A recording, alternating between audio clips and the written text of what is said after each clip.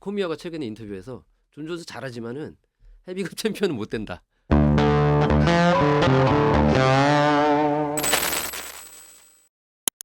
네, 격전알이 되는 가장 빠른 방법 위클리 파이트 클럽입니다. 안녕하세요. 격투기 전문 기자 스포티비 뉴스의 포기하지 않는 남자 노포 이교덕입니다. 안녕하십니까. 구 UFC 벤턴급 파이터 현 약대생 손진수입니다. 자, 다음 제가 꼽은 이 단짝 친구는 존 존스와 다니엘 코미어. 사실 이 경기 이 둘도 어떤 결과로 보면 좀 원사이드하지만 그 안에 펼쳐졌던 약간 여러 가지 사연들을 보면 뜨거웠다. 그렇죠. 예, 서로 막 그 유명한 사건이 서로 이제 ESPN을 통해서 인터뷰를 했잖아요. 다른 방에서. 네. 근데 방송이 끊긴 줄 알았는데 그게 전파 계속 나가고 있었던 거예요. 근데 거기서 다니엘 코미어하고 존 존스하고 서로 욕을 하면서 뭐 이렇게 티키타카를 합니다. 뭐 우리나라 말로 치면은 무슨 뭐 너무 년 뭐 이렇게 하면서 그런 게 이제 또 화제가 됐었고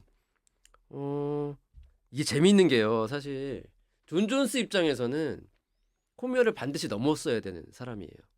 이게 존 존스하고 이제 예전에 잭슨 윙크 아카데미 레슬링 코치 이스라엘 마르티네스라고 있습니다.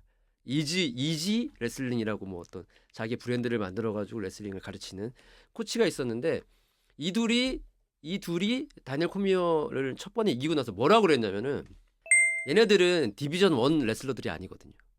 근데 이게 격차가 좀 있나 봐요. 거기서도 미국에서도. 그쵸, 있죠. 엘리트 의식이 좀 있나 네. 봐요. 그래서 디비전 1 그러니까 NCAA 디비전 1이 이제 레슬링 종목마다 달라요. 숫자가 그 대학교 들어가는 숫자가 레슬링 디비전 1은 한 75개 대학교 정도 됩니다. 75에서 78 뭐 이렇게 왔다 갔다 하는 것 같은데 디비전 1이 되는 거는 선수층도 있어야 되고 역사적으로 좋은 성적을 거둬야 되고 그다음에 장학금도 충분히 줘야 되고 시설도 좋아야 됩니다. 이런 여러 가지 조건을 갖춘 대학을 이제 디비전 1 대학이라고 하는데 거기에 들어가려면 실력도 좋아야 되고 학점도 좀 있어야 되고 그래야 돼요.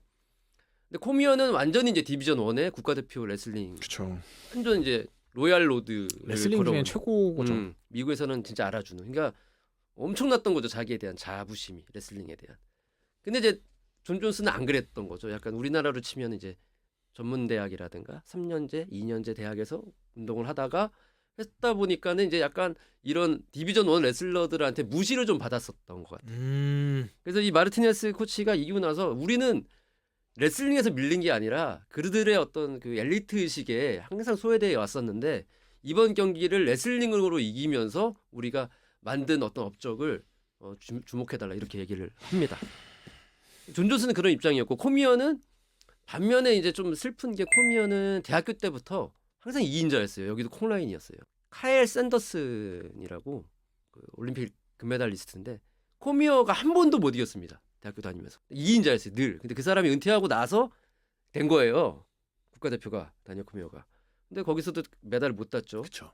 그 메달 따기 전에 다게스탄에 정말 유명한 또 라이벌이 있었는데 자기보다 네네. 위에 있던 사람이 있어요. 네네. 가지무라드 뭐 이름 어려워요. 하여튼 그런 레슬러가 있었는데 그 레슬러한테도 항상 졌고 UFC 와서는 존 존스한테 항상 발리고 두 번째 졌을 때 울잖아요. 막 그게 좀 쓰라리죠.